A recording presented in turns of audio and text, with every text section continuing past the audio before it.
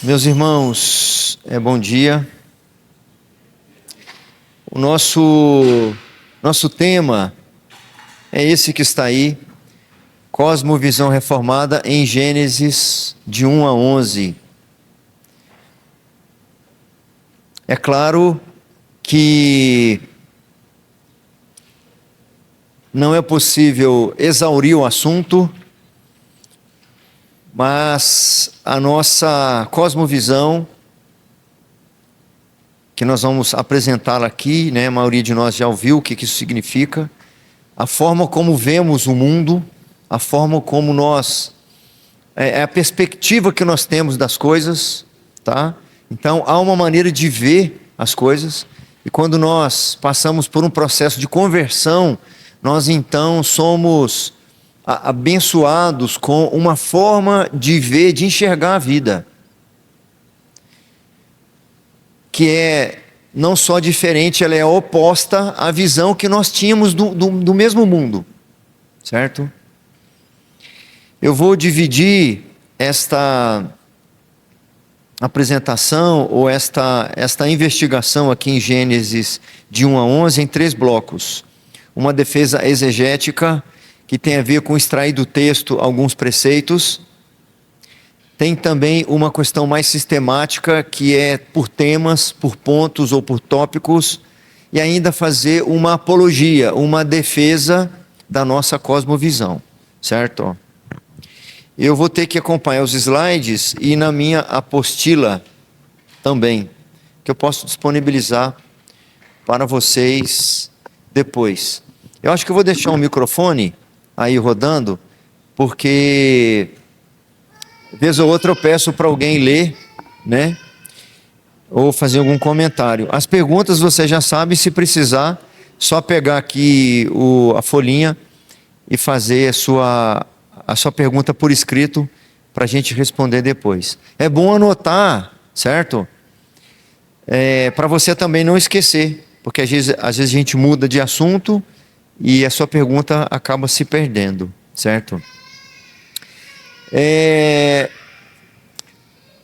Há uma questão hermenêutica central. Hermenêutica tem a ver com, de maneira mais sintética, uma questão de interpretação da Escritura, que é um ponto central para nós.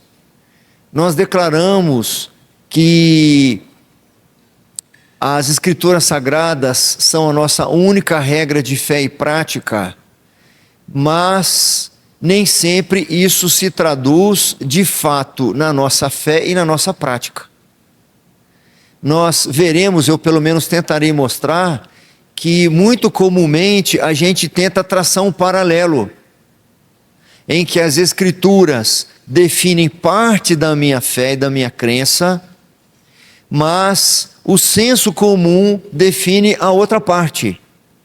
Então, há muitos cristãos que acreditam na Bíblia e que têm a Bíblia como sua referência no que se refere a coisas religiosas, mas no que se refere, por exemplo, a questões aparentemente mais científicas, como a própria criação, a gente opta por ter uma influência, ou a gente é conduzido a ter um pensamento que não é bíblico,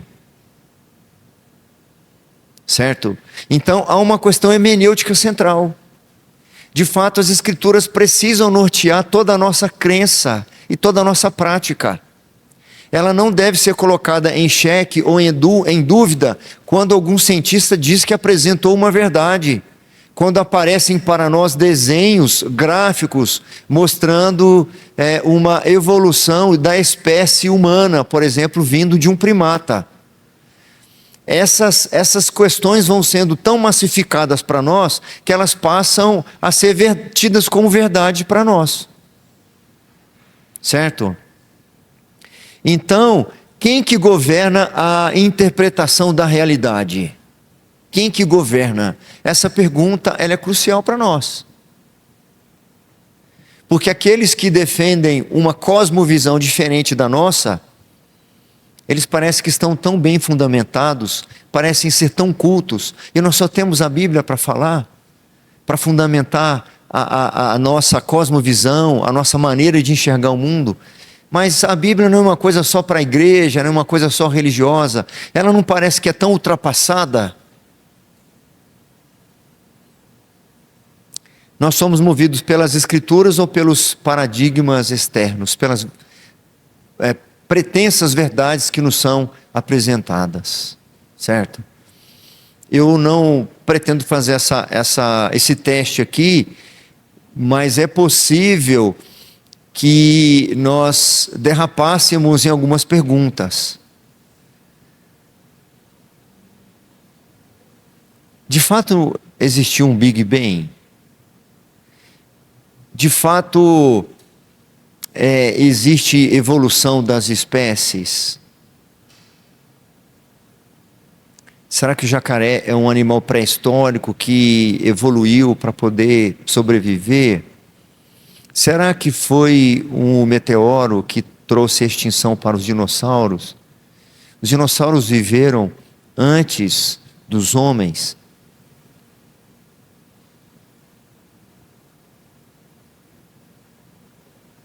Se a gente começar a fazer algumas perguntas nessa direção, a gente pode chegar a uma conclusão triste de que muitas vezes, muitos dos nossos pensamentos e daquilo que nós acreditamos como verdade não tem nada a ver com a Escritura. E a discussão então começa numa questão de autoridade. Quem é que tem autoridade? Quem é que rege a minha vida? A gente fala que as Escrituras, como eu disse, elas são a nossa única regra de fé e prática, mas é mesmo. Essa é a minha mentalidade, a minha forma de enxergar o mundo e a vida é uma forma bíblica, de fato.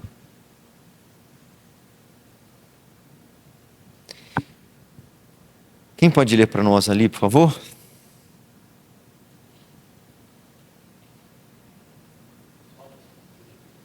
Tem um microfone aqui para sair na...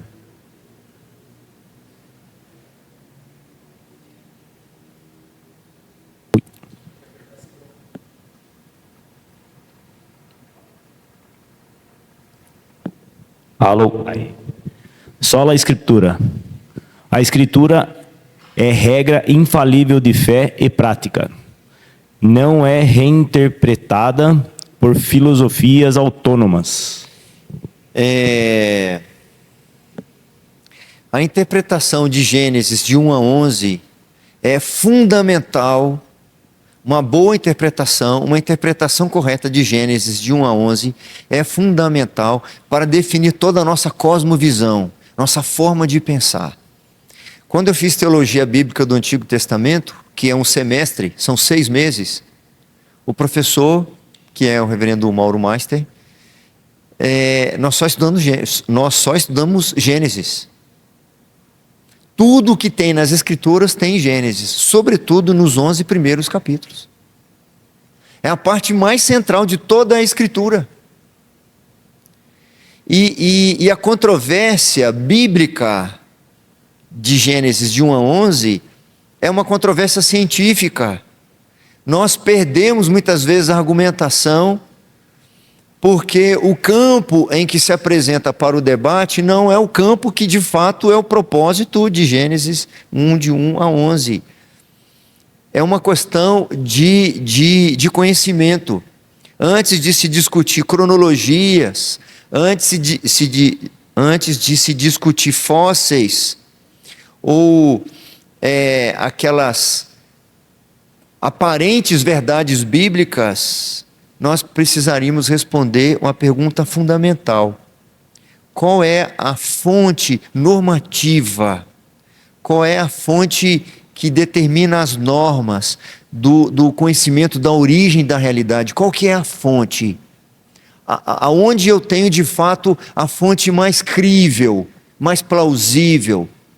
Porque a ciência que estuda os fenômenos, ela olha o fenômeno, ela olha uma experiência, e a partir daquele fenômeno ela quer descobrir a origem a partir de alguma observação. Quando na realidade nós temos uma fonte genuína, autêntica, autoritativa, ditada, narrada pelo autor de tudo aquilo que estava acontecendo. Ou eu acredito nisso, que eu tenho a fonte primária, a fonte que é o registro bíblico, que ensina, que declara, que revela qual é a origem, ou eu vou depender de alguém dizer, não, mas tem um fóssil que tem 14 milhões de anos. Mas os critérios que ele usa para poder chegar a essa conclusão são todos superficiais.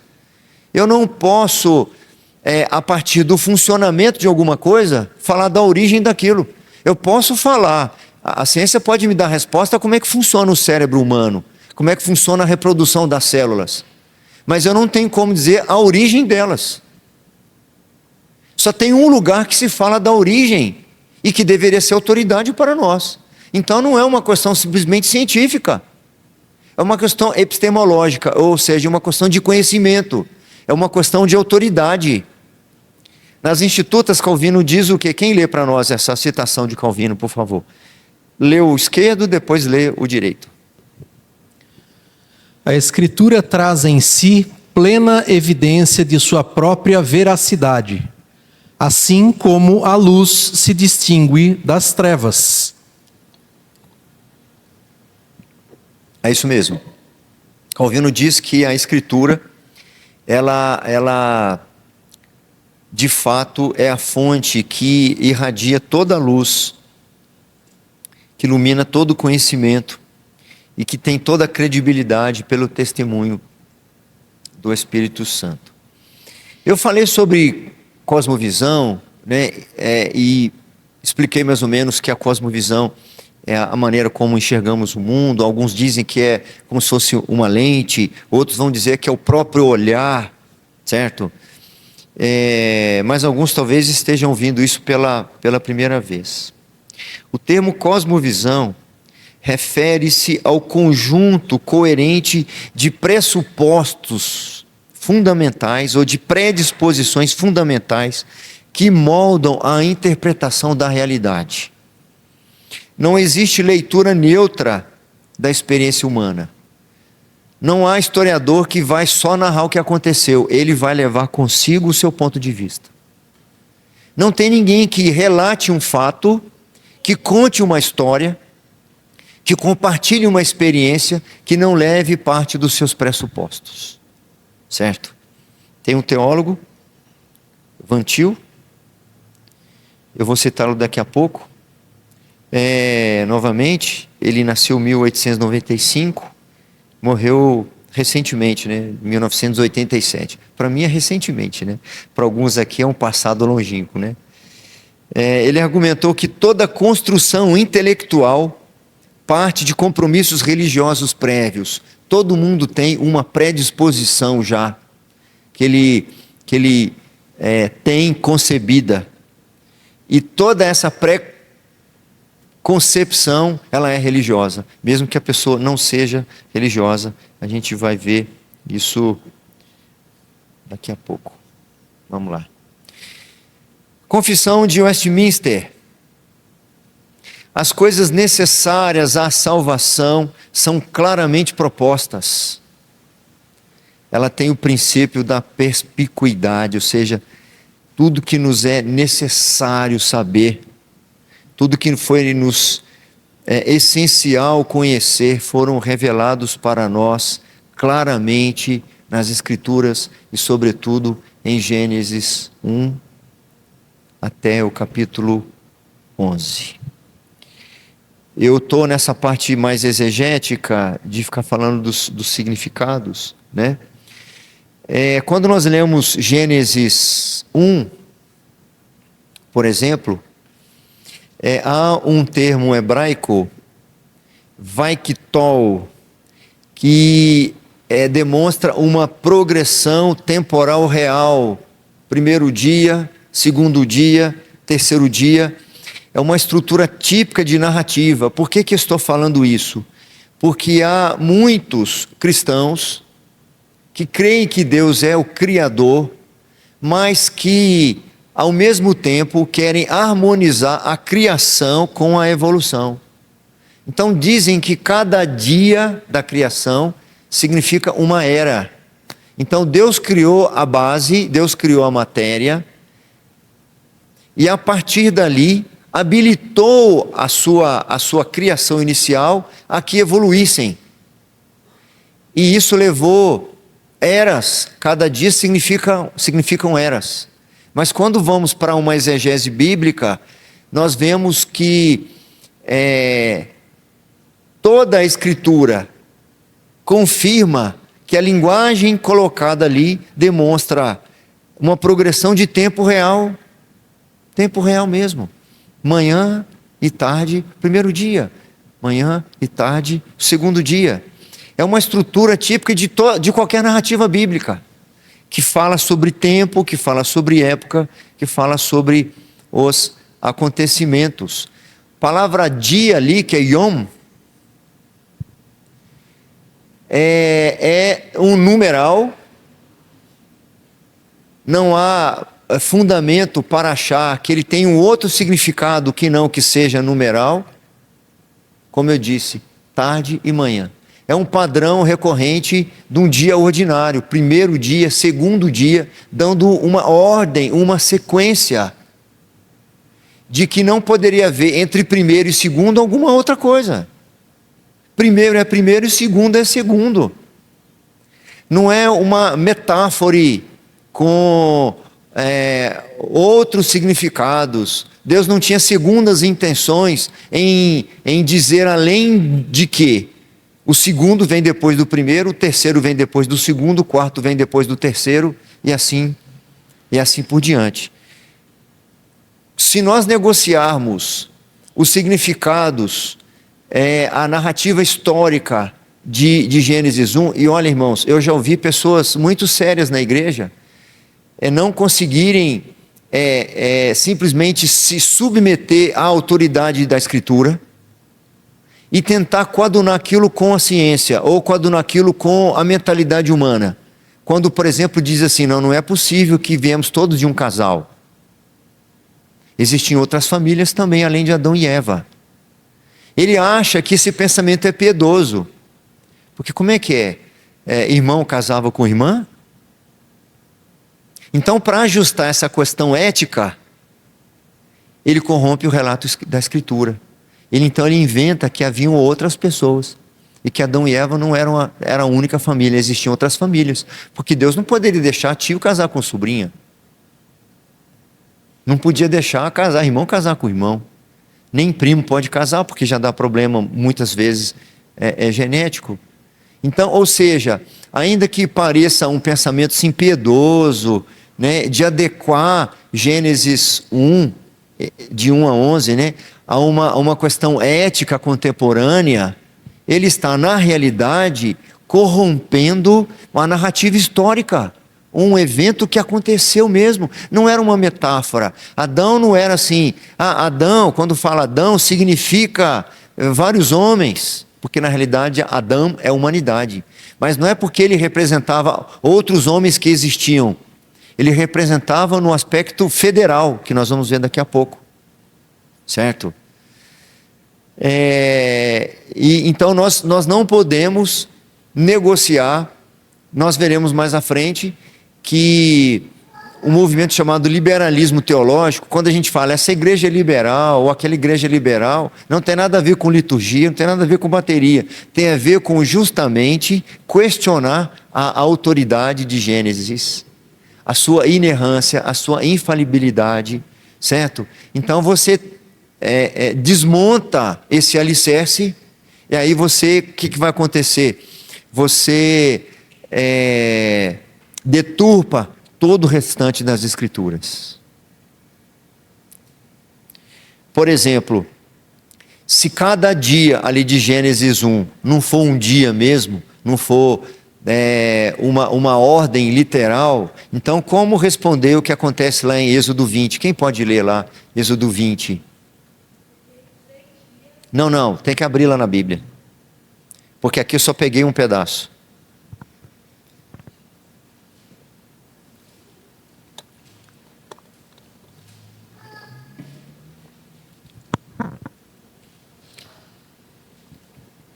Em algum momento a gente vai abrir o Romanos 5 também. Êxodo 20, 11, aí são os mandamentos, os 10 mandamentos, certo? Os 10 mandamentos. Então falou Deus todas essas palavras. Eu sou o Senhor, teu Deus, que te tirei da terra do Egito, da casa da servidão. Não terás outros deuses diante de mim. Não farás para ti imagem de escultura, nem semelhança alguma do que há em cima dos céus, nem embaixo da terra, nem nas águas debaixo da terra. O 11, tá? É o versículo 11, né? Não. Porque em 6 dias fez o Senhor os céus e a terra, o mar e tudo o que neles há, e ao 7º dia descansou. Por isso o Senhor abençoou o dia do sábado e o santificou. Então presta atenção, se cada dia lá de Gênesis 1 fosse uma era, então eu já desmonto os 10 mandamentos. No 4º mandamento, quando Deus diz para Moisés, ensinou o povo, lembra-te do dia de sábado para o santificar. E qual que é o paralelo que Deus está usando? Porque foi assim na criação. 6 dias da criação, e no 7º dia ele descansou. Então vocês façam a mesma coisa. Então aí eu já desmonto os próprios 10 mandamentos. Eu desmonto o calendário, eu desmonto o ciclo lunar. Se cada dia não é dia, se 7 dias não são uma semana, então não tem dia do Senhor. Se não tem dia do Senhor, eu já tenho que começar a fazer uma própria correção gráfica nas Escrituras. Porque no Novo Testamento, quando a igreja se reunir, diz, e no dia do Senhor, eles se reuniram na casa do fulano de tal, no primeiro dia da semana, que era o dia do Senhor. É o fundamento jurídico, o fundamento da lei para a semana sabática, terminando com o sábado, que era o 7º dia. Posso seguir? Esse paralelo, lá de Êxodo 20 com Gênesis 1, ele é uma comprovação histórica, é real, é literal. Mas aí vão dizer com pesquisas geológicas, olhando para rochas, certo? Vão dizer que pela observação da rocha, eles deduzem ou querem afirmar como que elas foram criadas, ou quanto tempo levou para elas serem formadas. Uma coisa é você falar sobre o funcionamento de uma coisa, outra coisa é você falar como é que ela foi construída. Uma coisa é o mecânico saber como é que funciona uma injeção eletrônica. E por mais técnico que ele seja, por mais especialista que ele seja, em poder dizer como aquilo funciona, ele não sabe como é que ela foi construída. Não faz parte do seu aparato. Por mais que nós saibamos como é que um foguete funciona, como é que a propulsão dele faz ele subir, certo? Nós não sabemos como é que ele foi construído.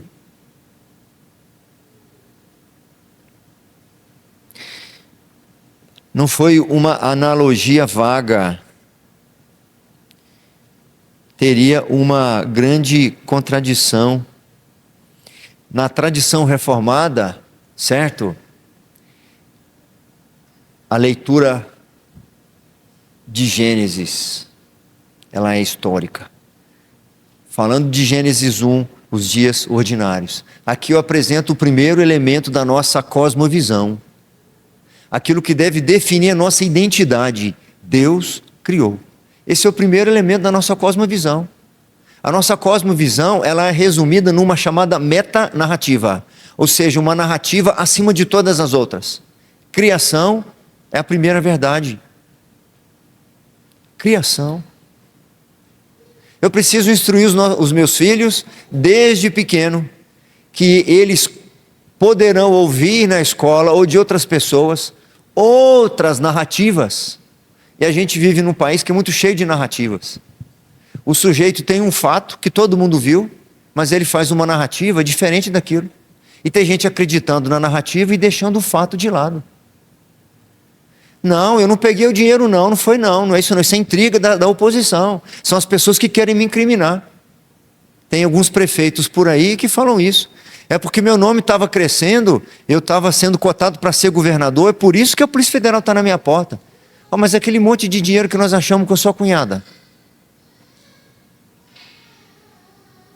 Então a narrativa muitas vezes se sobrepõe ao fato. E nós, por exemplo, a nossa cultura brasileira, ela tem uma particularidade que já é comum no ser humano, mas em nós é mais grave ainda. Nós somos o povo de tradição oral. A gente não gosta de ler, a gente quer ouvir. A gente compra o remédio e pergunta para o farmacêutico, como é que eu tomo? A gente não lê a bula.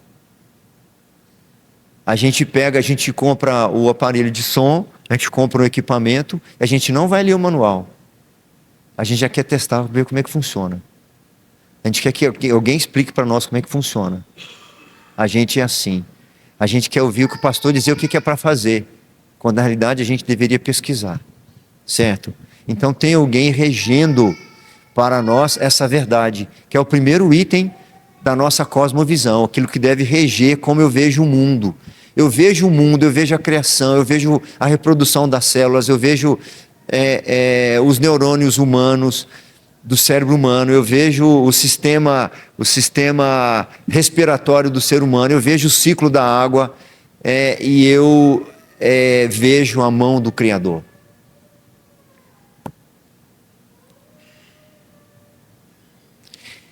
Há uma objeção contra isso.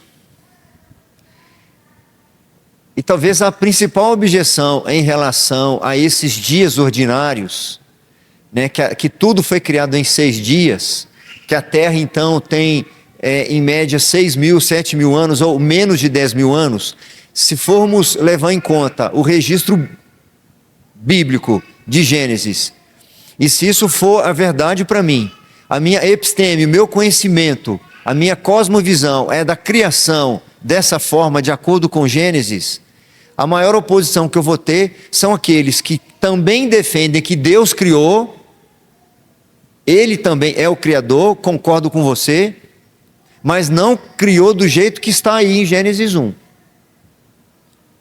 A Terra é mais antiga, porque há pesquisas científicas, nem evidências científicas, há pesquisas científicas que remontam ou que declaram que a vida remonta a bilhões de anos.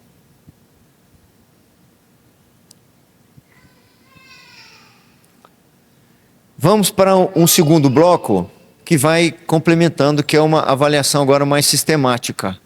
Ou seja, nós vamos percorrer outros textos também para reforçar as verdades lá de Gênesis, capítulo de 1 a 11.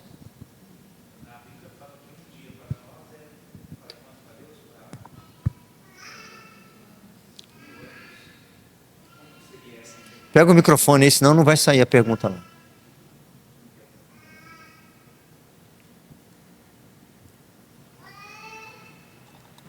Som. Então, na Bíblia diz assim que um dia para nós é 1000 anos para o Senhor. Como seria essa interpretação a respeito de Gênesis? Vamos lá em partes. Eu vou comentar aqui brevemente, mas se eu não te responder, você anota ali, porque porque envolve outras palestras também, tá? Mas para começo de conversa, não tem nada a ver aquele texto com esse. Não tem nada a ver.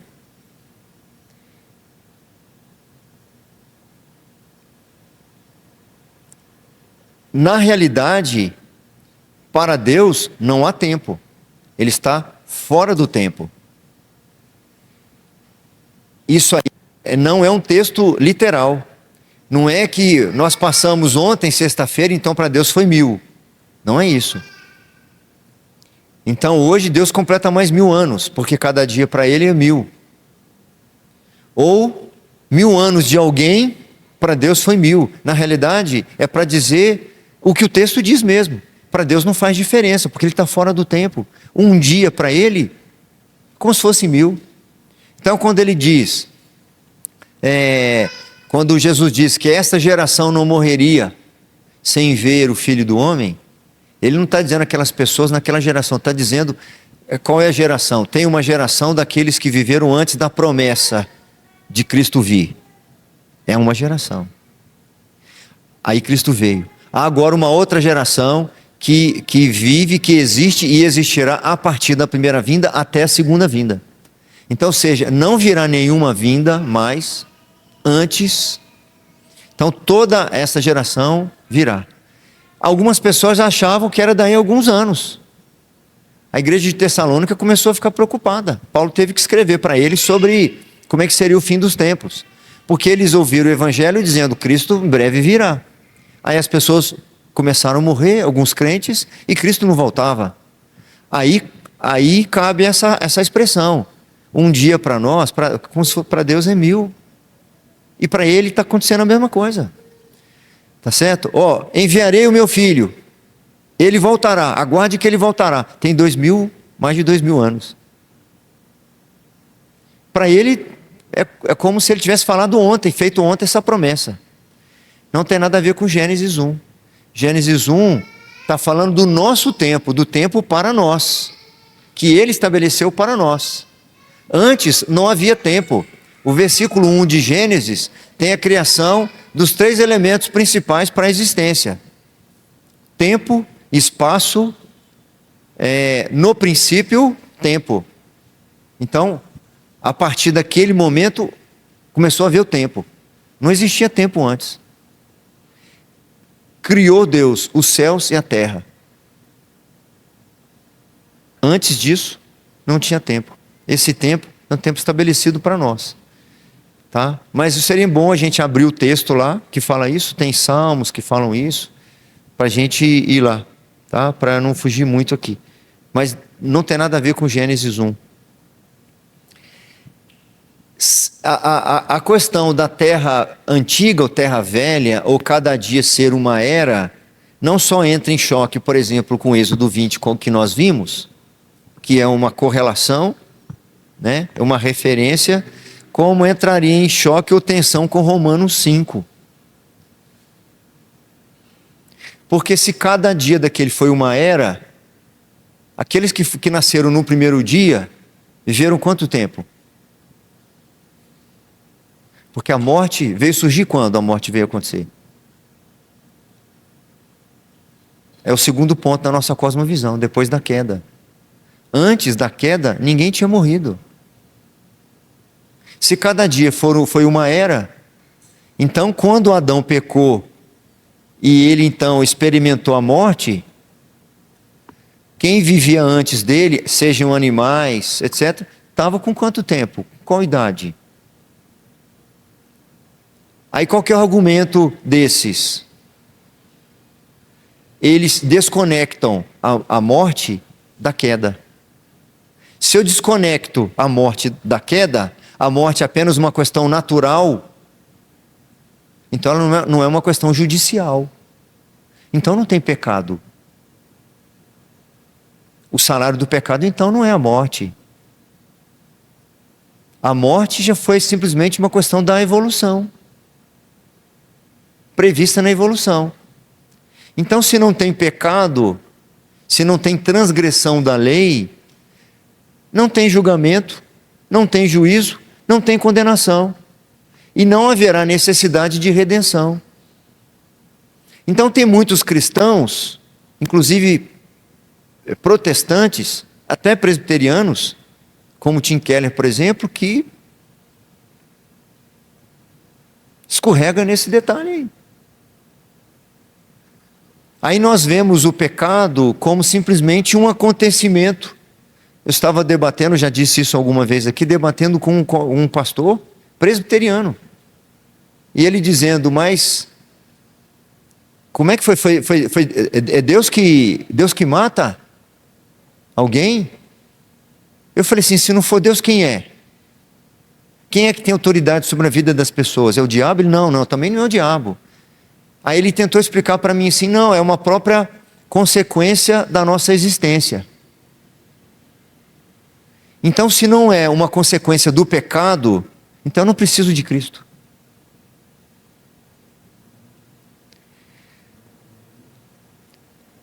Segundo eles, a morte acontece antes do pecado.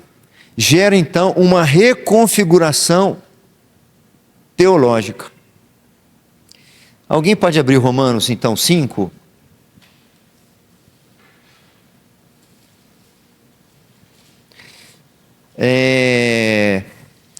Do versículo 12 ao versículo 19, a gente pode fazer o seguinte para facilitar. O Dani já está com o texto aberto, empresta para ele o microfone, lê 2 versículos, e aí cada um que for ler, lê 2 versículos.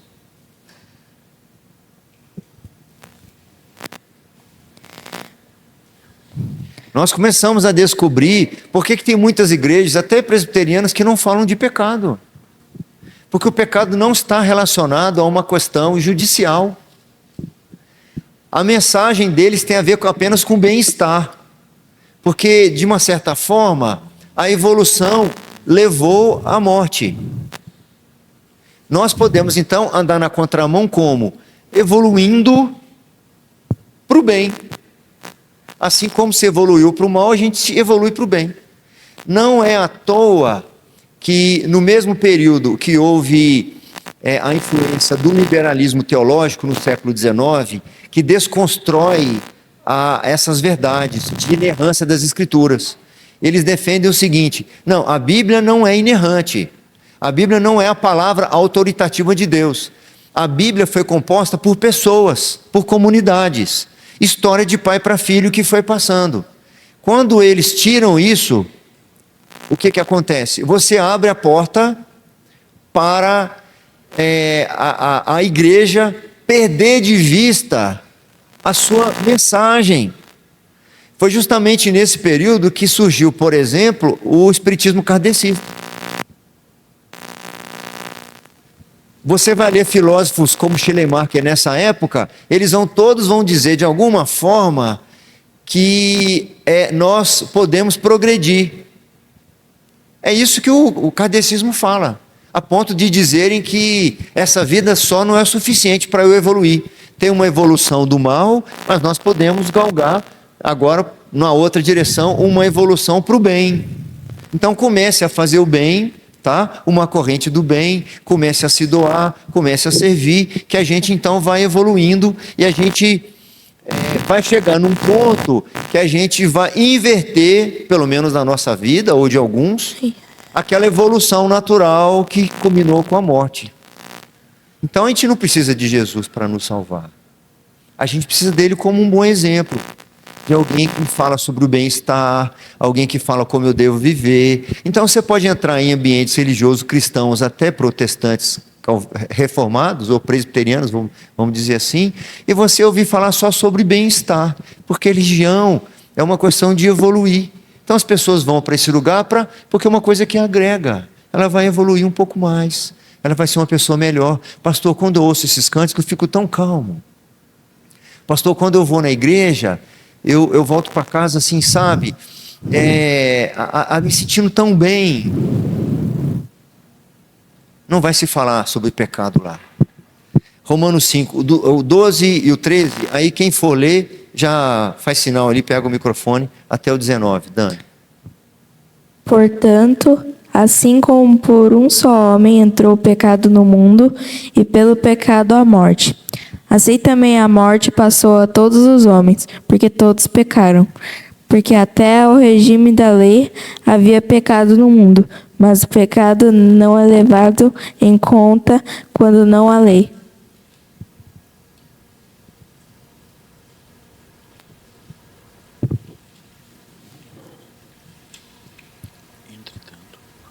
Entretanto, e não a morte. Desde Adão até Moisés, mesmo sobre aqueles que não pecaram, à semelhança da transgressão de Adão, o qual prefigurava aquele que havia de vir. Todavia, não é assim o dom gratuito como a ofensa. Porque Se pela ofensa de um morrerão muitos, muito mais a graça de Deus e o dom pela graça de um só homem, Jesus Cristo, foram abundantes sobre muitos.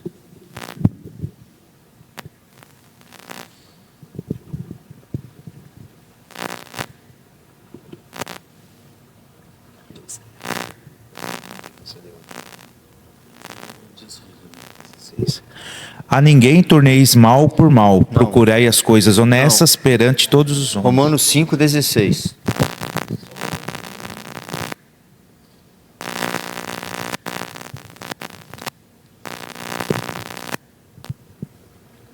O dom, entretanto, não é como no caso em que somente um pecou, porque o julgamento derivou de uma só ofensa para a condenação, mas a graça transcorre de muitas ofensas para a justificação.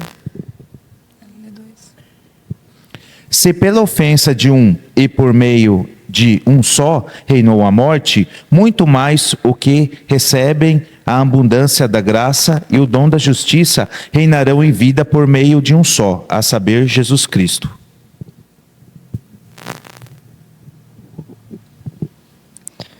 Pois assim como por uma só ofensa veio o juízo sobre todos os homens para a condenação, assim também por um só ato de justiça veio a graça sobre todos os homens para a justificação que dá vida.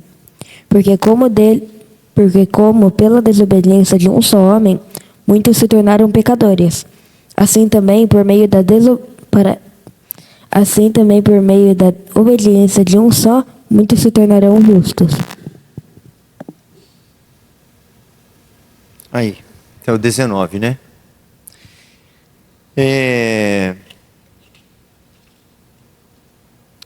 A crise contemporânea, a crise de identidade dos nossos dias, a crise no propósito, no significado da nossa vida, parte disso, da crise de identidade, das crises de propósito, não sei quem eu sou,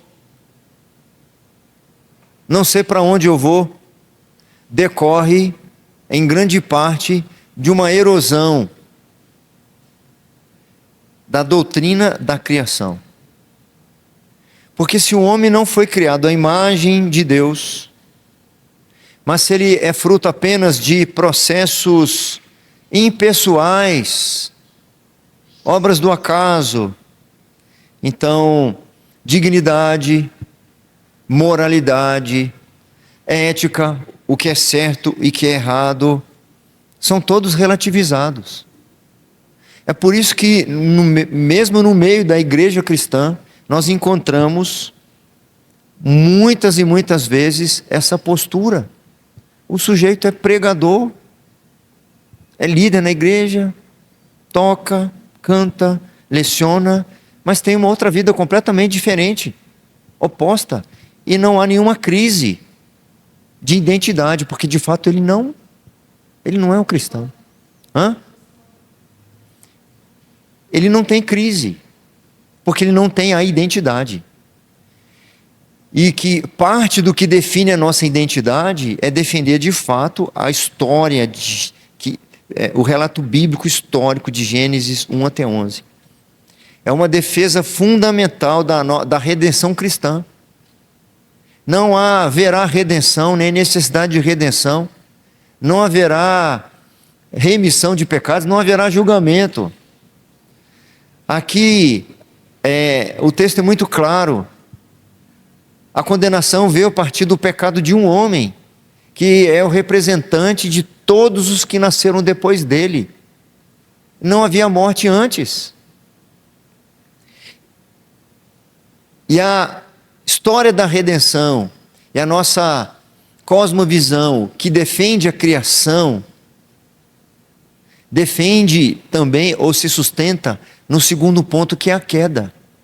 Se não houve criação, como Gênesis 1, de 1 a 11, o relato bíblico todo, se não foi assim a criação, também não houve a queda. Se não houve a queda, não haverá redenção. Porque por um entrou o pecado, e por um a justificação.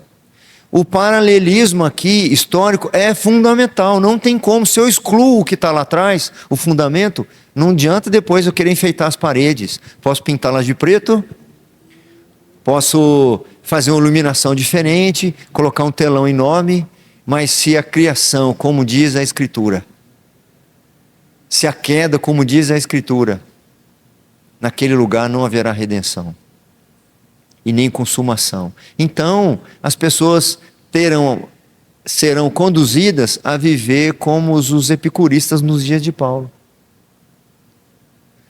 A regra para eles era: comamos e bebamos, porque certamente morreremos. Então vamos aproveitar, vamos viver, vamos usufruir, certo? Porque vai ficar por aqui mesmo, né? O versículo 12 que acabou de ser lido, quem tem fácil aí, que está comigo, que não leu ainda, passa adiante aí o microfone para quem não leu ainda, o 12. Depois, aí para trás, Gersinho ou Rosana, se quiser abrir, 1 Coríntios 15. Portanto, assim como por um só homem entrou o pecado no mundo, e pelo pecado a morte, assim também a morte passou a todos os homens, porque todos pecaram. É uma consequência lógica. Não tem como negociar um sem você prejudicar o outro. 1 Coríntios 15, 22 também entra em tensão com a perspectiva das eras da Terra Velha. Se cada dia foi uma era, e nessas eras existiam morte, então a morte não é fruto do pecado. Então não foi Adão que pecou e trouxe maldição. Então não houve a queda que consequentemente trouxe a morte. Pode ler, por favor? Isso. Porque assim como em Adão todos morrem, assim também todos serão vivificados em Cristo. É muito interessante quando a gente começa a pensar nessas coisas e desenvolver um senso crítico sobre o que vem sendo ensinado por aí. Em alguns lugares, não é que isso aí é condenado. Eu não vou dizer que, mesmo naquelas igrejas nossas que se afastaram dessa premissa, estão explicitamente ensinando errado. Olha, cada dia uma era. Eles simplesmente não falam no assunto. Simplesmente não falam. E as pessoas, elas então, se elas não são impactadas com a cosmovisão cristã, com essa metanarrativa, criação, queda, redenção e consumação, elas vão viver à deriva. E não é incomum as pessoas na igreja, de muitas igrejas, até igrejas que, pelo menos intencionalmente sérias, as pessoas viverem à deriva. Elas dependerem de programação, porque o que sustenta elas na fé é o evento. O que as sustenta na fé são as afeições, são os sentimentos, certo? É o bem-estar, é a facilidade. Quando vêm as adversidades, isso não as sustenta. Porque elas não se apoiam em Cristo, não valorizam Cristo como Redentor, porque elas não se veem pecadoras. Nós recebemos pessoas aqui de igrejas diferentes, que falam, por exemplo, na igreja deles, e nunca ouviram falar sobre o pecado. O pecado é sair daquela igreja. Isso é que é pecado. Pecado é cair da graça, é sair de lá. Isso é que é o pecado. Pecado não tem nada a ver com moralidade nem com ética. Então salvação é só continuar lá. Não tem nada a ver com Cristo. jamais valorizaremos o que de fato Cristo fez se nós não reconhecermos quem somos. Então, aqui para falar que todos os eleitos são vivificados em Cristo, é só para quem estava morto.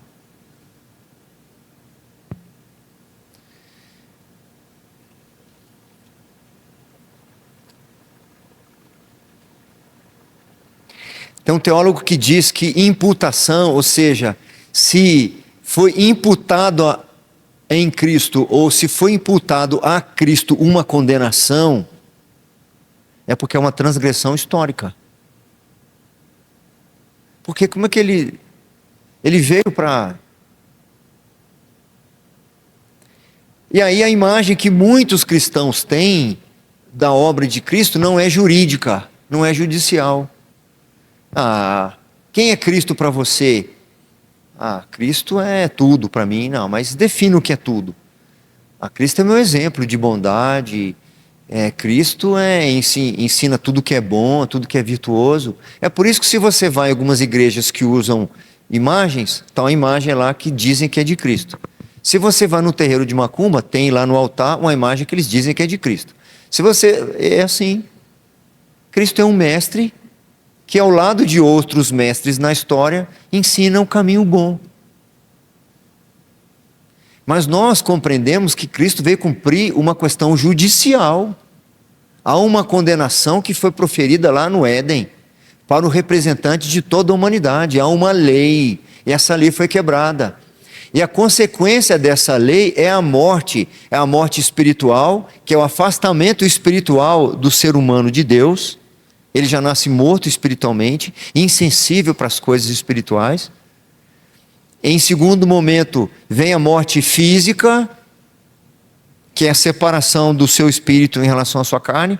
E depois a morte eterna, que é a separação eterna de Deus. Ele veio pagar isso, ele veio sofrer as consequências dessa condenação. Ele não veio brigar com o diabo, ele não veio apenas ser um mestre do bem, ele não veio disputar com o diabo, porque o diabo não tem reino nenhum. Ele veio simplesmente atender às exigências da lei do Pai. Ele entrou na história para resolver um problema que aconteceu na história. Um trato foi quebrado, uma aliança foi desfeita. Essa é a chamada teologia federal ou representativa. Adão é um cabeça pactual. Vamos dizer assim, naquela cerimônia de casamento, votos foram feitos, regras foram estabelecidas. E Adão era aquele cabeça que, ao fazer o pacto, estava representando toda a humanidade. Cristo vem como um segundo no lugar do primeiro, porque o primeiro não cumpriu a sua parte. Então ele vem como noivo. Essa é a ideia mesmo, essa é a linguagem. Ele vem como noivo cumprir aquilo que o noivo anterior não cumpriu. E portanto a noiva foi envergonhada. Se Adão for simbólico, então a imputação sobre Cristo é apenas uma metáfora. Ele não cumpriu uma questão judicial. E é muito interessante quando lemos Colossenses, né? Diz que o escrito de dívida foi rasgado. Ou seja, ele atendeu tanto às exigências da lei, que a lei, né? Vamos imaginar que um código penal, né, que define penas. Se você desobedecer isso aqui, você tem uma pena. Ele veio cumprir a pena de maneira tão esplendorosa que o Código Penal foi rasgado. Então não tem mais acusação contra você.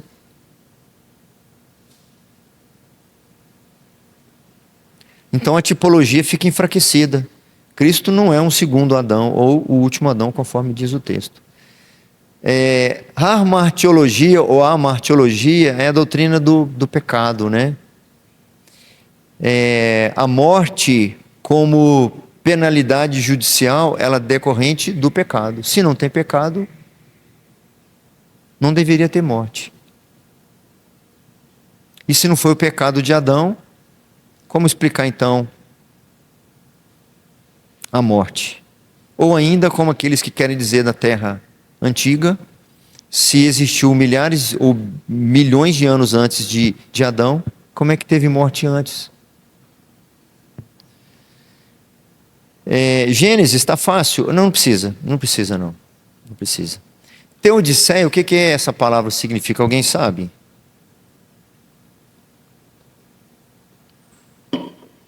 É o propósito para todas as coisas. Teodiceia é o propósito. Propósito. Gênesis 1:31, Deus disse que o que ele criou era tudo muito, muito bom, igual está ali. Esse era o propósito. A morte, ela foi uma intrusa, ela não é estrutural. Quem defende que cada dia são eras, ou que há evolução, que são chamados teístas evolucionistas. Teísta, aqueles que defendem que Deus criou, que Deus é o Criador, mas que Ele criou com bases para que a sua criação evoluísse. Então, de espécies mais simples, eles foram se evoluindo para espécies mais complexas. Sistemas mais simples, unicelulares, como uma ameba, foi se evoluindo para sistemas mais complexos, como o corpo humano, por exemplo. Certo? Eles então colocam a morte como algo que faz parte da estrutura. Faz parte. Alguns seres evoluíram, outros não evoluíram, os mais fracos morreram, mas como morreram? É porque já fazia parte da natureza, já fazia parte da consistência deles. Não fazia parte. Nós fomos criados para viver para sempre. As nossas células, elas se regeneram. A célula mais velha, mais antiga que nós temos no corpo é a célula óssea. Ela tem 10 anos. Imagina que as células, que nós nascêssemos com células perfeitas e as células perfeitas se reproduzissem a sua perfeição. A gente ia estar sempre jovem. O problema é que as nossas células, elas já são imperfeitas e quando elas elas se reproduzem de forma imperfeita. Eu vi o doutor Adalto Lourenço falar certa vez, foi uma palestra antiga, você pega uma fita, aquelas fitas para gravar vídeo, né? Fita de vídeo. Então você grava um filme da televisão. A qualidade nessa gravação já não é tão boa quanto a da TV. Aí você pega essa primeira cópia, e faz uma cópia dela. Ela fica pior ainda do que a primeira. Na quarta vez que você faz a cópia da cópia da cópia, já não sai nada.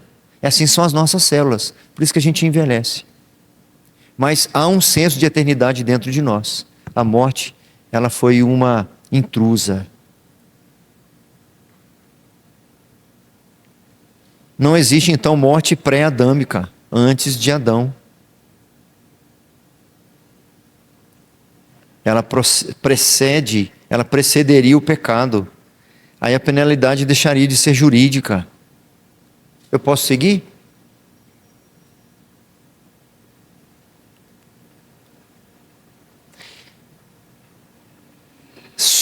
Saiu lá fora ali, né? O que é soteriologia? Doutrina da salvação. A Bíblia ensina para nós que em relação à salvação, a salvação é penal. Deus não perdoa. Deus não perdoa. Não é justo perdoar. Para salvar, é preciso a execução de uma pena. Houve uma injustiça, e a justiça precisa ser reparada. A cruz responde a essa condenação histórica e real. Se Deus perdoasse sem a execução da lei, ele seria injusto. Eu dou esse exemplo sempre aqui. Você imagina alguém que matou o seu filho e você está lá no julgamento e o juiz diz assim: poxa vida, vamos relevar. Acho que ele estava nervoso na hora. Ele deu umas 50 facadas no seu menino, ele esquartejou o seu menino. escalpelou, tirou o escalpo do seu menino. Mas vamos deixar ele ir. É justo isso? É justo ou não? Toda vez que você assiste um noticiário que se descobre alguma coisa assim, que se entrevista a uma mãe que perdeu o filho de uma forma dessa, pode ser que ela nunca tenha entrado numa igreja, nunca tenha ouvido o evangelho, mas ela solta um desejo dela. Qual é? Qual? Justiça.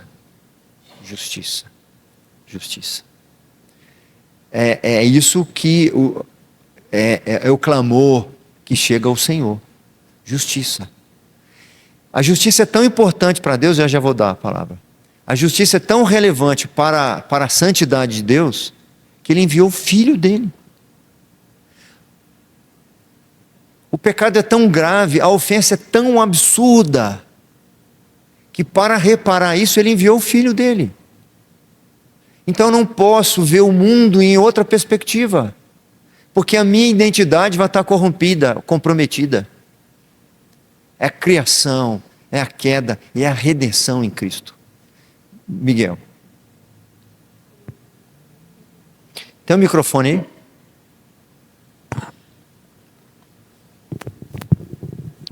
Inclusive também teve só um comentário, né? Que teve o caso do Orelha lá, que aconteceu em Florianópolis. Teve um caso de quê? Do Orelha, o cachorro. Ah, sim, do Orelha.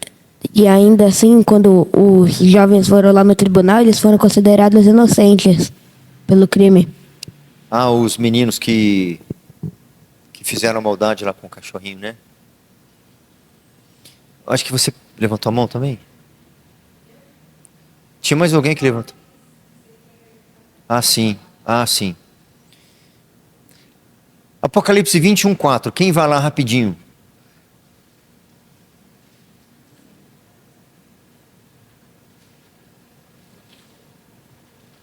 (21, 4). Pode ler. Quem que falou achei? Ah, então pode.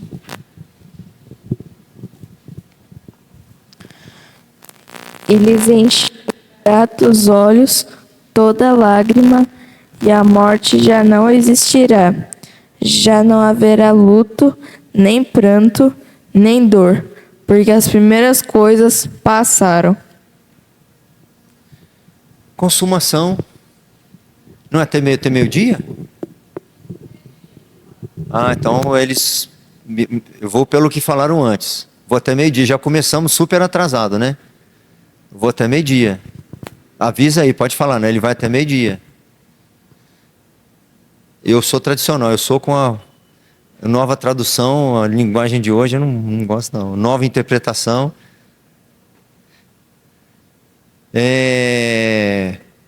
Aqui é a última parte da nossa cosmovisão. Nossa identidade depende disso. O propósito da nossa vida depende disso. Criação, Deus criou. A queda corrompeu a criação. A redenção foi a resposta de Deus para a queda. Mas haverá consumação de todas as coisas. Alimenta o meu propósito de vida. Eu não posso, se eu negocio lá a criação, não, a ciência está falando que o carbono 14, se tira um átomo do carbono 14, e que não é possível isso não ter levado bilhões de anos. Não me interessa. Eu tenho um respaldo bíblico para defender isso. Vocês vão assistir outra palestra, a do Mateus, que ele aborda aspectos mais científicos. Os métodos que se usa para datação são todos falhos. É só você mudar a equação que você muda os números. Carbono 14. Carbono tem na atmosfera, tem no barro, tem no corpo humano, tem em tudo. E segundo a equação que eles colocam, leva tanto tempo... quê? Não, mas eu já vi. Leva tantos bilhões de anos para perder um átomo de carbono. Só que ninguém esteve lá para ver isso. É só você mudar a equação, porque ali é apenas uma estimativa. Eles, para explicarem o inexplicável, para explicar como que a gente chegou aqui, Então eles têm que dizer, não tem outra forma, tirando a Bíblia de lado, eu só posso encontrar uma razão. Se não foi um criador, foi obra do acaso, foi o acaso, então, ou seja, tem que ser muito tempo para isso acontecer, porque a única outra explicação disso ter acontecido de uma hora para outra, cada um ser criado conforme a sua espécie, já pronto, certo? Eu vou ter que ceder à Escritura e eles não querem fazer isso. Terra Jovem, ela preserva a coerência penal e escatológica sobre a doutrina do fim dos tempos.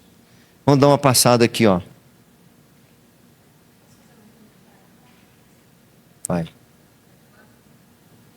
Sobre a história do Orelha, que ele comentou, ali os jovens foram inocentados, tal, eles clamavam por justiça, mas a lógica, que a analogia é que ali somos nós, aqueles jovens que foram inocentados, que não deveriam ser inocentados, somos nós, e Cristo ali morreu no nosso lugar para nos libertar. E eu não vi muito a história e nem sabia que eles já tinham sido julgados. É, porque digo no sentido de que a gente pensa pela lógica humana, a gente deveria ser julgado, porque como que nós fomos inocentados, juridicamente, que o senhor estava explicando? Há algumas diferenças, porque nós somos inocentados, mas alguém pagou. No caso deles, não, ninguém pagou. Para haver uma semelhança, a mãe de um deles, o pai de um deles, viu o seguinte: eu vou para a prisão, para o meu filho ficar livre, eu vou para a prisão. Nós temos, eu vou ter que dar uma corrida aqui, confirmações bíblicas do que eu estou falando. Gênesis 5, e morreu. Na genealogia, viveu tantos anos, gerou filhos e filhas e morreu. Certo? Nesse período de Gênesis 1 a 11, se questiona os dias da criação, se questiona o evento do dilúvio. Quando diz que pereceu toda a carne, uma linguagem totalmente abrangente. Tem o pacto que Deus faz com Noé. Então, olha só que interessante. O Senhor mandou o dilúvio como consequência do pecado. Essa é toda a narrativa bíblica. Ela se fundamenta na criação, se fundamenta na queda. E na redenção, porque no meio da maldade que se multiplicou, alguém foi preservado. Uma família foi preservada. Uma família, enquanto muitos estavam experimentando a consequência da queda, da maldade, da perversão, havia outros, no caso ali, um grupo diminuto, que estava experimentando a redenção. Essa é a história da Bíblia toda, é a história da nossa existência.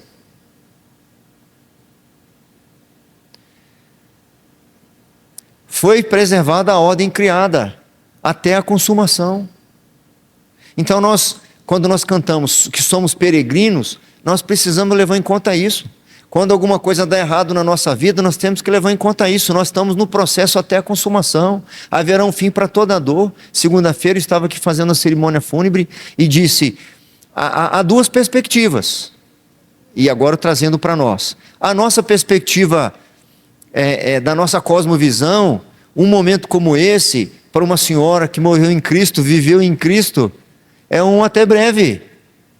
Ainda que haverá saudade, ainda que fará falta, é um até breve, não é um adeus.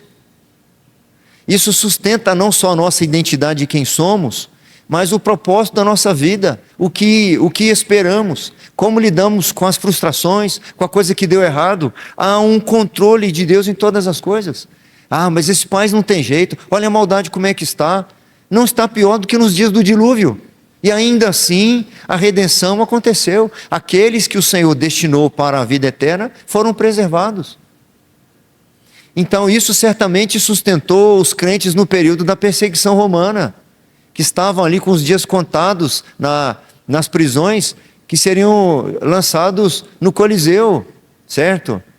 Deus não perdeu o controle da situação. Ninguém pode nos roubar. Babel, se vocês percebem que esses 11 capítulos são os mais combatidos.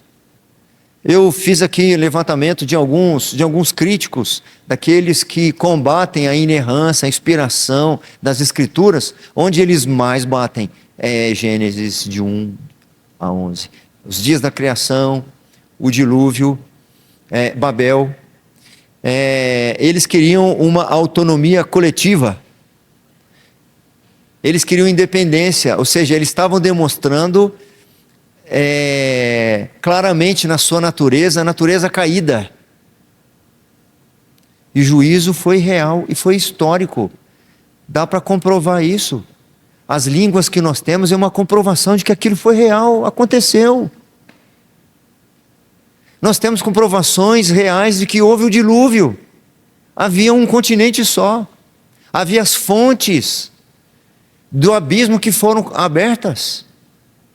As águas que subiram do abismo, além da chuva, não foi a chuva só que encheu a terra. Quando a água baixou, separou alguns continentes, tem comprovação disso, placas tectônicas, etc. A dificuldade de compreender a língua um do outro.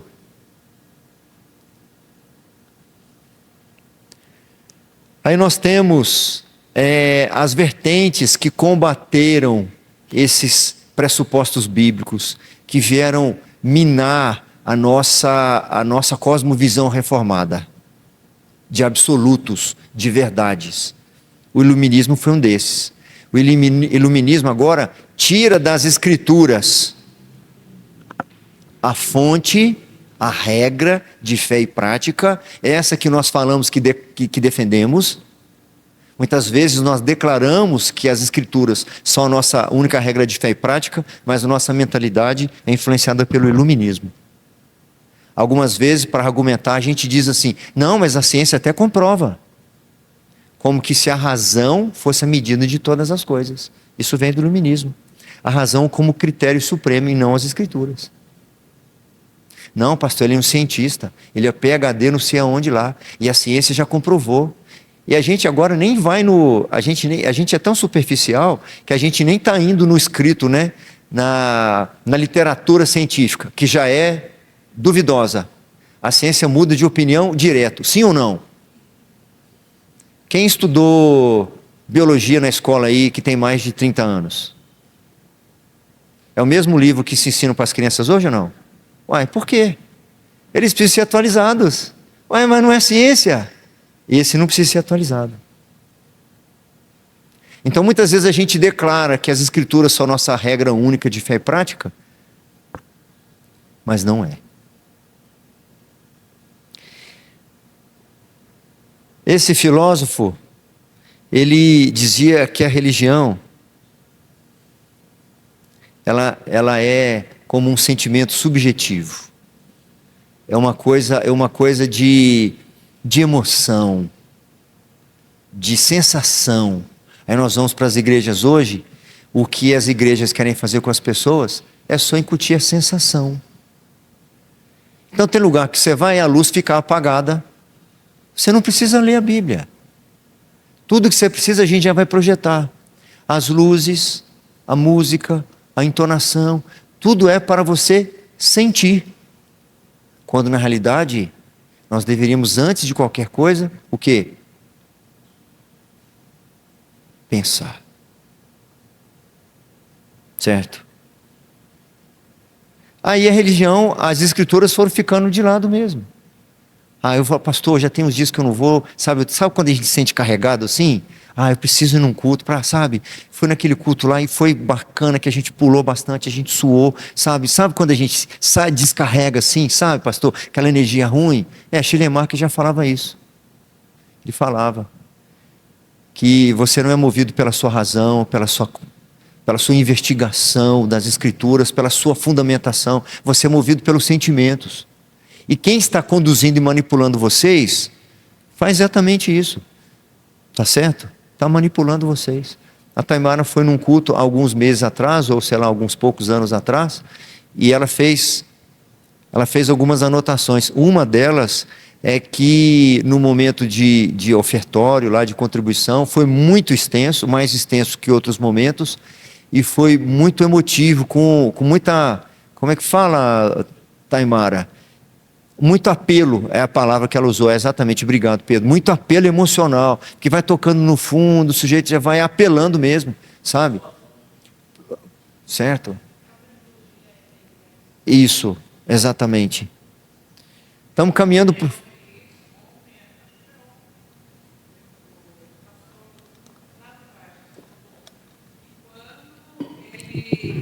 E essa questão é por conta da música aí que o Marcos Teles colocou e está dando problema. E ele falou que quando ele está orando ou quando ele está falando, pregando, e se alguém começa a tocar, ele fala para parar. Porque o que tem que ficar em evidência é a palavra do Senhor. É a palavra do Senhor. Então, hoje em dia, as pessoas têm colocado a música e Sim, é um problema. Sim. Muito grande. E a mensagem, ela passa pela nossa razão, pela nossa compreensão, de forma inteligível, entendi o que foi falado. E aí que ela, então, a partir daí, alcança também. Muitas vezes eu estou lendo em casa, preparando o sermão, ou às vezes até pregando, o coração fica um mingau, entendeu? Mas eu estou compreendendo ali o que está sendo falado. Não se exclui nossa sensação, não, mas ela é a partir daquilo que eu estou compreendendo. Olha o que Cristo fez. Quando eu descobri a primeira vez o que significava o cálice que Cristo diz que seria muito difícil dele beber, extremamente desafiador, mas ele se submeteria ao Pai a si mesmo. Falei, Senhor, nunca vou experimentar esse cálice. Nunca vou saber a dor que ele passou, de ter sido expulso da sua presença. Nunca vou saber o que é ser esmagado pelo Senhor. Certo?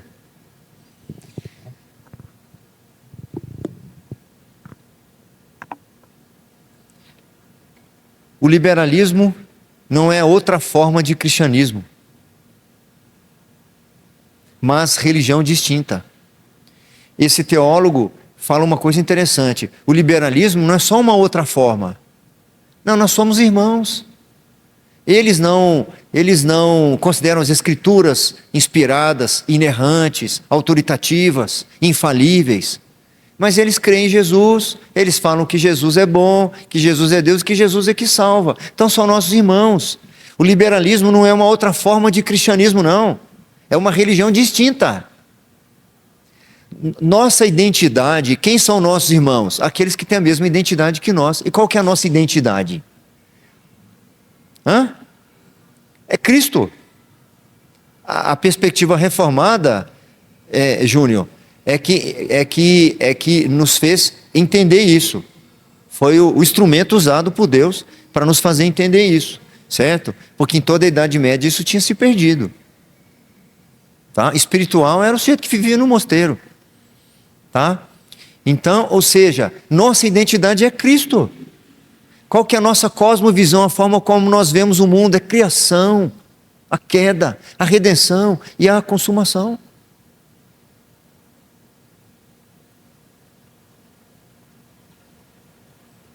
E nós caminhamos para, cada vez mais para isso. Isso aqui são coisas lá do século XIX que estão aí, ó.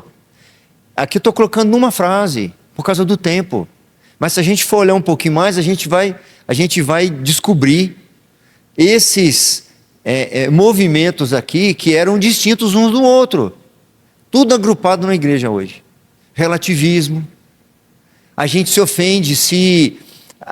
eu já vi. A gente se incomoda se alguém está sendo corrigido.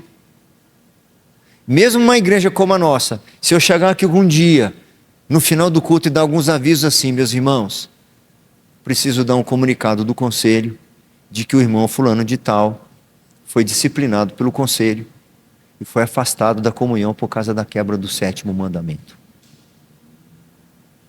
Ninguém tem o direito de ficar acusando o irmão, nem ficar interpelando, nem tratando ele diferente. Saiba que o conselho, imbuído da autoridade que recebeu, com base nas Escrituras, está acompanhando o irmão, com vistas à sua restauração à comunhão no breve tempo possível. Tem gente que vai dizer assim, eu não admito falar. Concordam comigo ou não? Nós vamos aceitar isso com facilidade, todo mundo? Porque nossa mentalidade é relativista, cada um tem a sua verdade. E a gente não pode impor a nossa sobre a do outro. Mesmo se se o que estiver acontecendo com ele está corrompendo a identidade dele. E aqui nós precisamos velar pela identidade de Cristo. Um pai não deveria proteger o seu filho de ser corrigido na igreja, de ser disciplinado na igreja. A gente não gosta às vezes que o diácono chama atenção. A gente não gosta que o professor da escola dominical chama atenção. Eu aconselhei um casal outro dia que não gosta da avó chamar atenção. Eu disse, olha, vamos em partes. Primeira coisa, vocês têm corrigido, disciplinado? Porque eu vejo que a filha de vocês, ela não tem comportamento bem assim. Me dá um exemplo aí. Não, a gente estava indo para a igreja e ela começou a tirar o lacinho da cabeça. E a avó estava atrás e falou, não tira o lacinho que a gente está indo para o culto. Aquilo me magoou, a mãe da menina falando. Me incomodou, porque ela chamou a atenção da minha filha na minha frente. E o que mais? E o sapatinho também. Falei, então é o seguinte, você chegar, você ficou um tempão para arrumar o cabelinho da sua filha, para vestir a roupa nela, o sapatinho. Ela vai chegar igual um trambolho na igreja, e você não quer que a avó chame a atenção dela? Primeiro porque você que devia ter chamado. E você levanta a mão para o céu porque Deus levantou outras pessoas para suprir parte da sua omissão. Porque ela foi dizendo assim, eu estou com dificuldade com a minha sogra. Aí a mãe dela é o oposto. A mãe dela dá tudo para a menina. Eu falei assim, olha, e vai ver que do outro lado é diferente. A sua mãe já dá tudo para a sua filha, né? Pastor, outro dia eu falei que não era para dar um doce, refrigerante ela deu, menininha tem uns 2 anos, sei lá. Ela deu refrigerante, não gostei, tudo. Então, filha, da mesma forma, o que você estava achando que é certo é errado, o que você estava achando errado é certo. A que estava corrigindo ela estava correta. E a que estava dando para sua filha o que não era para dar, ela estava errada. Mas você se indignou com aquela que está ajustando um pouquinho o caráter da sua filha ao caráter de Cristo, de obediência, de comportamento correto. Não, a gente está indo para a igreja, não é para você tirar. Não está te machucando, não está te incomodando. Está fazendo isso só para provocar. Só para testar você. Aí você não fala nada, chega lá, ela fica com aquele sapato sujo pulando em cima do banco. Ela fica rabiscando a parede, olhando para você e dando risada. E você não pode falar nada. E você briga com... E se você continuar assim, nem o seu marido daqui a pouquinho pode chamar a atenção.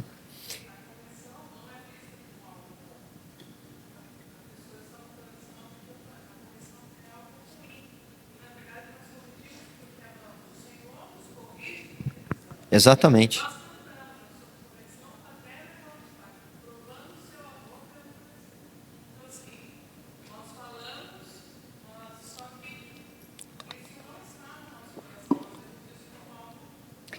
É a nossa fala inicial. A gente declara que as Escrituras são a nossa única regra de fé e prática, mas na realidade nossa mentalidade é movida pelo iluminismo, que fala que as coisas são relativas, que cada um tem a sua verdade. Nós somos conduzidos pelo naturalismo filosófico, que exclui o sobrenatural, que você quer encontrar a resposta tudo no natural. Não tenho tempo para falar mais, porque tem só 5 minutos agora, já vou te dar a palavra. Pode falar, Dani.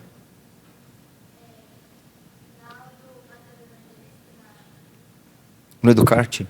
No Educarte, da turma A, que tá eu, Miguel e alguns outros que estão aqui no retiro, estudamos sobre o naturalismo filosófico e outras coisas. A gente também está estudando agora o naturalismo, que acredito que tudo vem da natureza.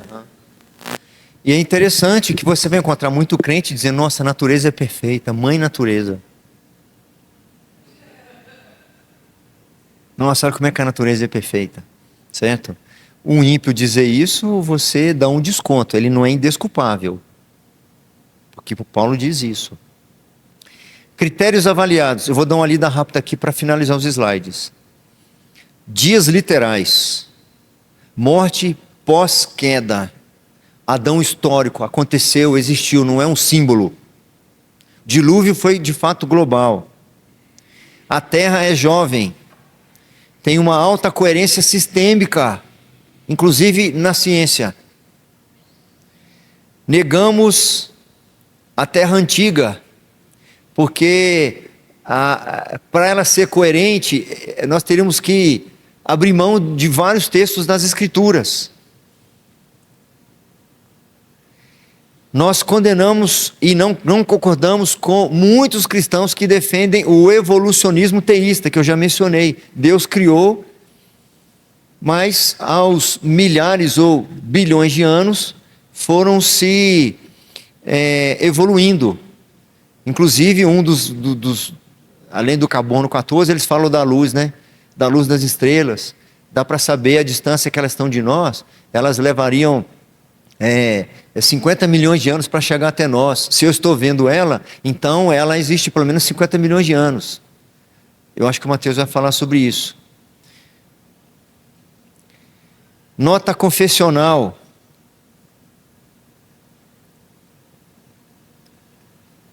A Confissão de Fé de Westminster não define a idade da Terra.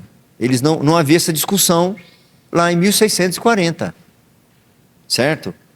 Mas a realidade da Terra jovem, ela preserva melhor a estrutura federal que a Confissão de Fé ensina. A Confissão de Fé fala sobre a Terra jovem, a Confissão de Fé não trata de assuntos que foram polemizados depois. Isso não era discutido na época, certo? Mas todo o arcabouço da Confissão de Fé defende essa estrutura federal. A metanarrativa, então, é essa: criação, queda, redenção e consumação. É a narrativa da nossa vida. E o ser humano, de um modo geral, tem-na, ainda que não consciente, como ideal. Assiste um filme, por exemplo. Entretenimento. Começou o filme, ou o desenho animado assistindo com as crianças. Meu amigo dinossauro. Eu assisti, já deve ser na quantos anos tem. Começa lá, tudo bem, tudo legal, tudo bacana. É bom dinossauro, né? Ou bom dinossauro. É onde que tem um menino que é quadrúpede assim, que rouba milho, espiga de milho, não é? Esse desenho é legal. Ele vai encaixar bem no meu exemplo ali. Tá lá os dinossauros, né? O papai dinossauro, a mamãe e 2 filhos dinossauro, bronquiossauro. Eles cuidam lá da plantação de milho, não é isso? Aí começa uma tempestade. Você está assistindo um filme, está indo tudo bem, você já fica esperando, daqui a pouco vai acontecer alguma coisa. Lá vem uma tempestade, se não me falha a memória, e o filho, que era o dinossaurinho, que era o mais medroso, ele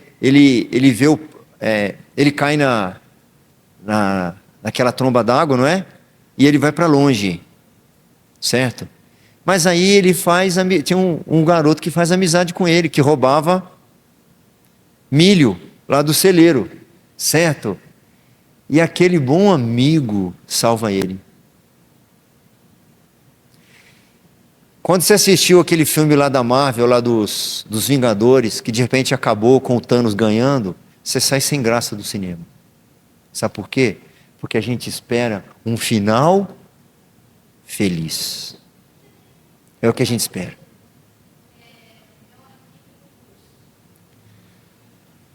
Aí eu já vi também, mas já faz mais tempo. Mas eu acho que tem mais ou menos a mesma coisa. Nós sempre esperamos um final feliz. Esse é um anseio do ser humano. Não dá ibope o filme que acaba assim. Não dá ibope a novela, a série, quando o vilão predomina no final. Você está assistindo o tempo todo a maldade, maldade, maldade, esperando que em algum momento aquilo tudo... É assim ou não é? É assim a nossa vida. É assim com os injustos que governam o país. A gente sabe qual é o fim deles. Eu não vou me desesperar, porque eu tenho a minha cosmovisão, eu vejo o mundo dessa forma. Mundo teleológico, tudo foi criado para um propósito. Teleologia é propósito. Tudo foi criado para um propósito. O sábio Salomão diz, no capítulo 16 de Provérbios, Deus fez todas as coisas para determinados fins, e até os ímpios para o dia da calamidade. Não se desespere pela maldade, é propósito de Deus. Não se desespere pelo revés, pela dificuldade, não se desespere. Faz parte da providência de Deus. Tudo foi feito para a glória de Deus, porque dele, por meio dele e para ele são todas as coisas. A ele, pois, a glória eternamente. Então confie e descanse no Senhor. Leve a sua vida desse jeito. Ah, vão mandar pessoas embora da empresa? Ah, fulano está doente. Nós nos preocupamos, nós sofremos, nós nos entristecemos, mas nós não nos desesperamos. E em todo momento a gente faz tudo para a glória de Deus. A queda foi um evento histórico que introduz a culpa, introduz a morte. A redenção, Cristo responde à condenação histórica. Eu estou aqui só destrinchando mais ou menos a cosmovisão. Criação, queda, redenção e a consumação. A reversão final da morte. Onde está a morte? A tua vitória. Aplicação cultural. Sem criação não há dignidade. Sem criação, se nós não defendemos a criação. Dani, faz favor, põe aqui para mim. Ó. Naquele ali. Ó. Levanta aquela tampinha ali. Ó.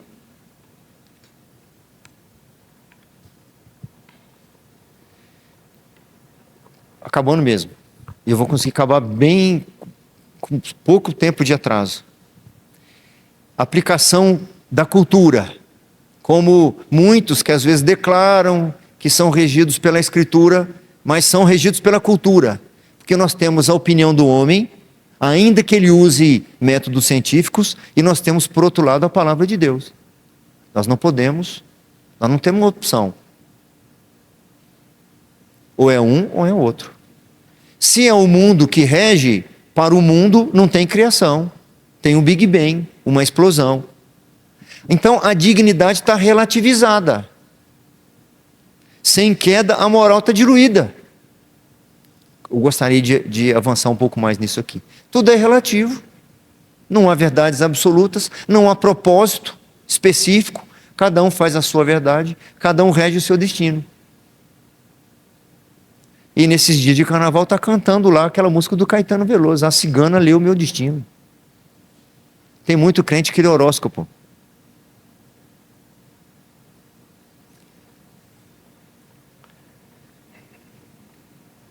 Perguntas para debate. A gente não vai debater agora, não dá tempo também. A morte pré-adâmica, antes de Adão, é compatível com Romanos 5? Houve morte antes de Adão? Sim ou não? Otávio, valeu, Otávio.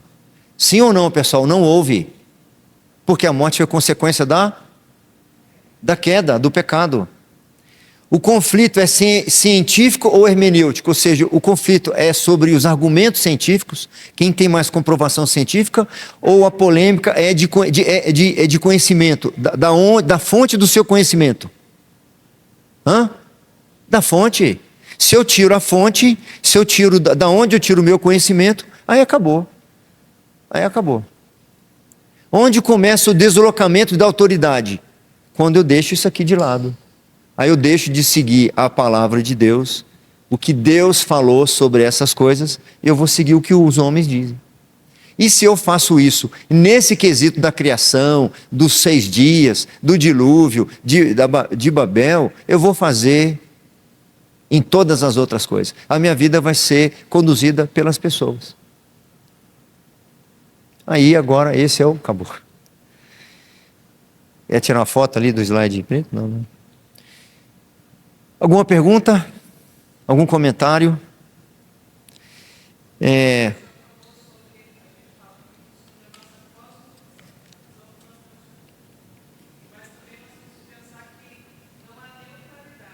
Não há.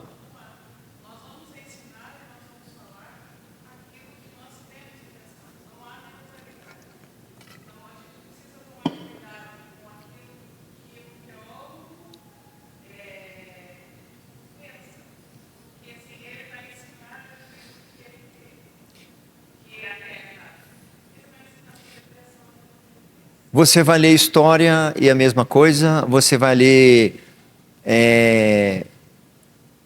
teologia, filosofia, ninguém chega sem ter algum pressuposto. Agora, nós esperamos que com a graça do Senhor, com bastante instrução, com dedicação, com oração, nós tenhamos a nossa mente transformada a ponto de vermos a vida nessa perspectiva. Como é que a gente trata na criação dos nossos filhos? Eles sofrem consequências da queda. Os nossos filhos são descendentes de Adão. Eles tiveram a imagem de Cristo corrompida. Preciso instruir meus filhos, educá-los, corrigi-los, discipliná-los se necessário for, para que eles não continuem desenvolvendo essa imagem corrompida. E pelo contrário, que a imagem de Cristo seja impressa neles. Como é que eu lido com as falhas da minha esposa? Como é que eu lido com as falhas do meu marido? Eu preciso lembrar que nós somos herdeiros de Adão. Nós somos frutos da queda. Nós sofremos com a queda. Eu não vou exigir perfeição do meu cônjuge para que eu possa dar minha contrapartida. Não, pelo contrário, eu vou olhar as fraquezas do meu cônjuge, entendendo que eu tenho ali uma missão de ajudar a ajustar aquele caráter ao caráter de Cristo. Então, eu não me afasto quando eu vejo os problemas do meu cônjuge e me aproximo quando eu vejo as vantagens. Nas amizades, assim, então eu não vou ser utilitarista, me aproximar de quem pode me dar algum benefício e me afastar de quem eu tenho dificuldade. É a criação, a queda, a redenção. Eu vou lidar no meu emprego dessa forma. Eu vou lidar com os ventos contrários na minha vida como entendendo que a providência de Deus faz parte. Nós estamos vivendo num mundo caído. O próximo presidente do nosso país não vai trazer sombra e água fresca para nós. O que nós precisamos aguardar é a consumação. Eu não vou me decepcionar com homem nenhum, porque eu aguardo a consumação dos séculos em Cristo. Estão entendendo mais ou menos como que eu aplico isso na minha vida? Na decepção com as pessoas, nas frustrações, nas minhas próprias falhas.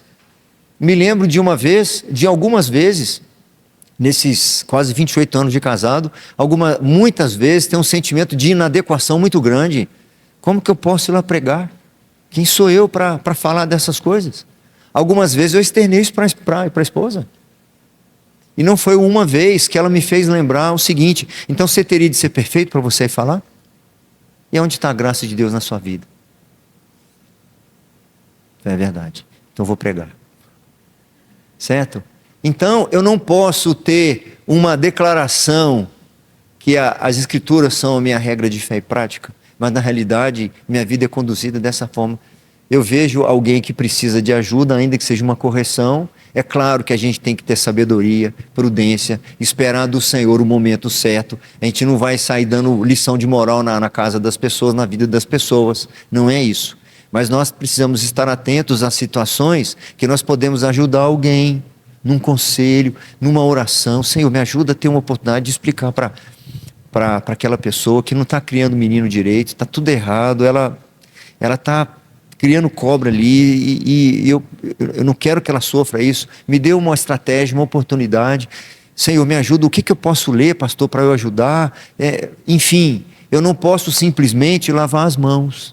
Eu não posso simplesmente achar cada um cria dos filhos do jeito que quer. Isso não é espírito de comunidade. Essa mentalidade é mentalidade pagã. Cada macaco no seu galho, cada um no seu quadrado, certo? Os fins justificam os meios.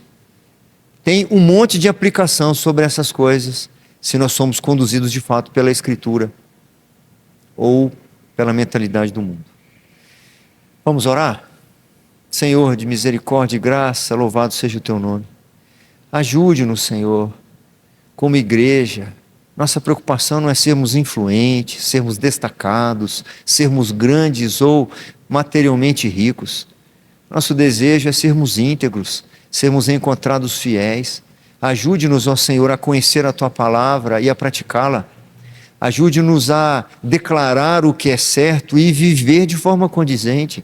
Em nome de Jesus, ó Pai, alcance o Teu povo aqui com poder e com graça. É a oração que fazemos em nome de Jesus. Amém.